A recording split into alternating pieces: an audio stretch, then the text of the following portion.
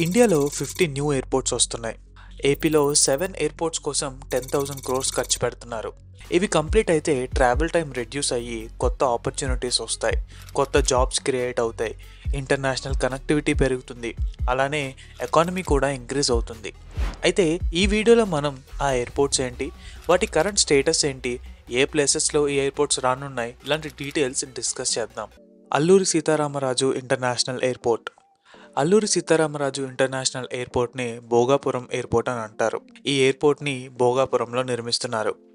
2025 December నాటికి phase 1 పూర్తవ్వాలని ప్రభుత్వం లక్ష్యంగా పెట్టుకుంది.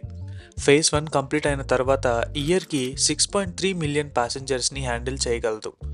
ఫైనల్ ఫేజ్ పూర్తయినప్పుడు 18 మిలియన్ కెపాసిటీతో ఈ ఎయిర్పోర్ట్ ఫుల్ ఆపరేషన్లోకి వస్తుంది. ఫేజ్ 1 కోసం 5,000 క్రోర్స్ ఎస్టిమేట్ చేశారు. Vijayawada international airport. గన్నవరం వద్ద ఉన్న విజయవాడ ఇంటర్నేషనల్ ఎయిర్పోర్ట్లో కొత్త టెర్మినల్ని నిర్మిస్తున్నారు. 2024 జూలై నాటికి 48.5% పనులు పూర్తయ్యాయి. దీనిని 2025లో కంప్లీట్ చేయాలని ఏం చేస్తున్నారు. ఈ ప్రాజెక్ట్ రీజనల్ కనెక్టివిటీని ఇంప్రూవ్ చేయడంతో పాటు బిజినెస్ గ్రోత్ కూడా బూస్ట్ అందిస్తుంది. ఈ ఇంటర్నేషనల్ టెర్మినల్తో ఏపీకి గ్లోబల్ ఎక్స్పోజర్ దొరుకుతుంది. కుప్పం ఎయిర్పోర్ట్. చిత్తూరు జిల్లాలో కుప్పం ఎయిర్పోర్ట్ నిర్మాణానికి ప్రణాళికలు సిద్ధమవుతున్నాయి. ఈ గ్రీన్ఫీల్డ్ ఎయిర్పోర్ట్ని 1250 ఎకరాల్లో 2 దశల్లో అభివృద్ధి చేయనున్నారు. మొదటి దశలో 683 ఎకరాలు, రెండవ దశలో 567 ఎకరాల్లో పనులు జరుగుతాయి. ఇప్పటికే ఫీజిబిలిటీ రిపోర్ట్ సిద్ధమైంది మరియు త్వరలోనే కన్స్ట్రక్షన్ వర్క్స్ ప్రారంభమయ్యే అవకాశాలున్నాయి. మీరు ఏ సిటీ నుంచి చూస్తున్నారో కామెంట్స్లో చెప్పండి.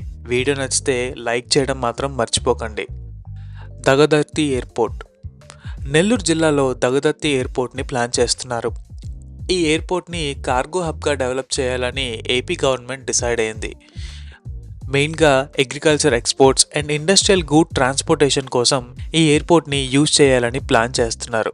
ప్రజెంట్ ల్యాండ్ అక్వైజేషన్ పనులు అవుతున్నాయి అండ్ ఫీజిబిలిటీ స్టడీ కూడా కంప్లీట్ అయింది. శ్రీకాకుళం ఎయిర్పోర్ట్. శ్రీకాకుళంలో 1383 ఎకరాల విస్తీర్ణంలో కొత్త ఎయిర్పోర్ట్ను ప్రతిపాదించారు.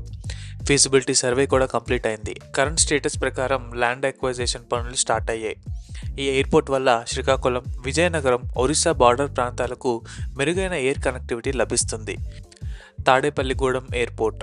పశ్చిమ గోదావరి జిల్లాలో తాడేపల్లిగూడెం ఎయిర్పోర్ట్ ప్రతిపాదనలో ఉంది. 1123 ఎకరాల స్థలాన్ని ఇప్పటికే గుర్తించారు. కరెంట్ స్టేటస్ ప్రకారం ఫీజిబిలిటీ స్టడీ అవుతుంది.